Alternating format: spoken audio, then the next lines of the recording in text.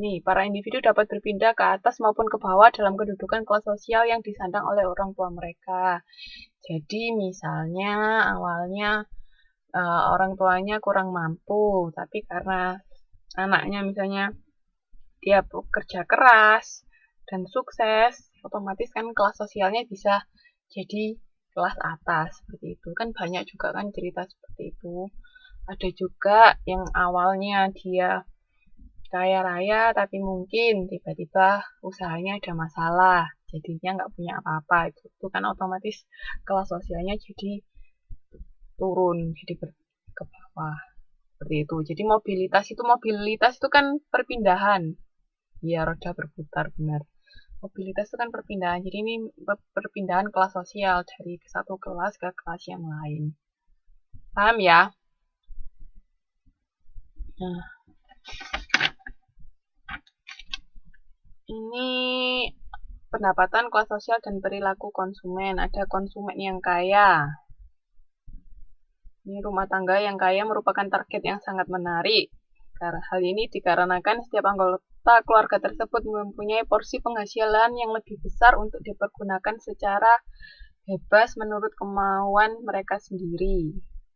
Mungkin ada orang kaya itu saking kayaknya bingung mau duitnya itu mau diapain. Itu mungkin ada, itu konsumen yang kaya.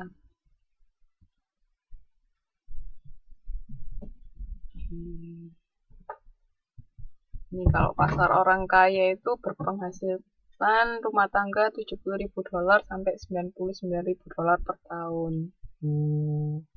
Itu banyak itu.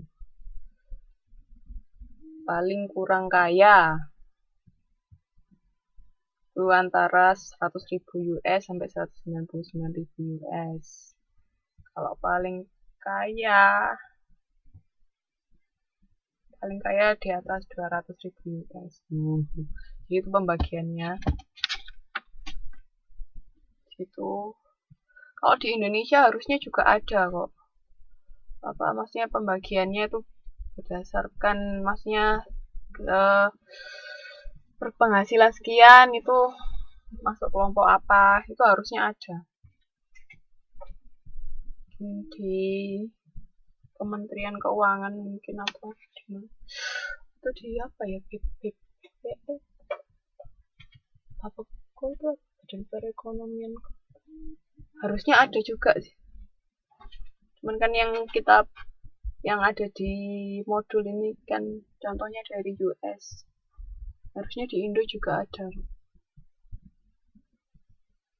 Kalau pengen tahu secara keseluruhan,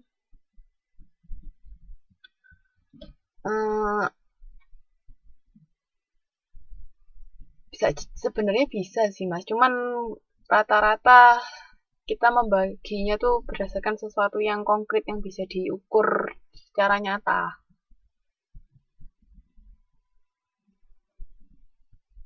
Selama ini biasanya pembagiannya berdasarkan sesuatu yang bisa diukur secara nyata. Cuman mungkin juga ada kan kayak kapanan itu ada survei yang anak-anak indeks kebahagiaan itu juga ada kan. Indonesia termasuk yang bahagia tapi apa pendidikannya kurang kalau nggak salah, saya lupa. Masuk yang kebahagiaan itu. Jadi ada yang anak-anaknya tidak bahagia tapi pendidikannya oke. Ada yang anak-anaknya nggak bahagia sama pendidikan nggak oke. Terus ada yang bahagia tapi pendidikan nggak oke. Ada yang pendidikan oke tapi pokoknya ada kok kemarin.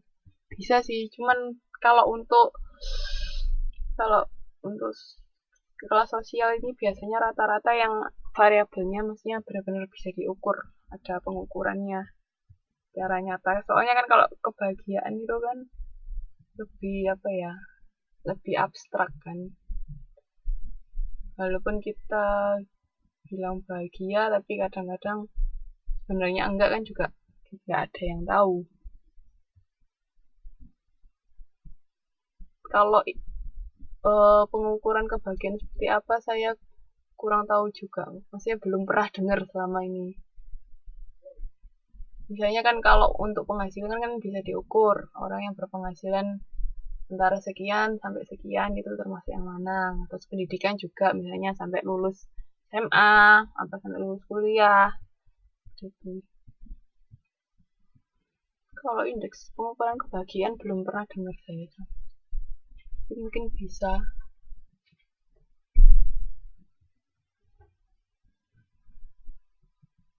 Nah ini kalau membagi pasar kaya itu ini di Amerika juga sih. Jadi ini well-fitedness, rumah tangga dengan paling sedikit satu orang yang memperoleh penghasilan tinggi. Ini rata-rata pembagiannya dari US ya. Ada apa ini? Ada 5 pembagian. Ada no string attached, ada nannies in charge, two careers, the good life. Itu kalau untuk orang kaya. Terus kalau yang untuk orang kaya pedesaan itu juga ada di halaman 6.38. Itu juga banyak sih. Ya nggak sedikit mas. Apa kan kadang-kadang punya banyak uang juga nggak tentu bahagia kan. Serius. Kalau dia terlalu bekerja keras, misalnya gajinya oke, gajinya banyak, tapi dia stres kerjanya juga banyak kan sama aja. Ya toh, nggak ada yang tahu. Jadi mungkin Mas Didik bisa ada ide, jadi kemukakan atau melakukan penelitian. Terus ini yang kalau orang kaya pedesaan itu yang tadi saya bilang itu pembagiannya bisa suburban transplant, itu orang-orang yang pindah ke luar kota tetapi masih pulang pergi ke tempat pekerjaan di kota dengan gaji yang tinggi. Terus kalau equity rich suburban expatriates itu penduduk kota yang menjual rumah mereka untuk memperoleh keuntungan yang sangat besar. Kemudian membeli rumah yang jauh lebih murah di kota kecil dan hidup jauh berbeda itu bisa. Terus ada yang city folks with country homes, itu orang-orang kaya yang suka liburan yang melewatkan musim dingin atau musim panas di daerah-daerah pedesaan. Jadi ada yang terakhir wealthy landowners ya Allah.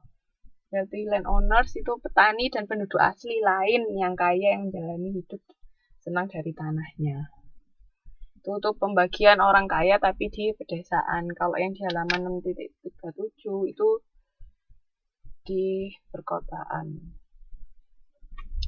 Oke. Terus ada juga ini konsumen yang tidak kaya, konsumen kelas bawah.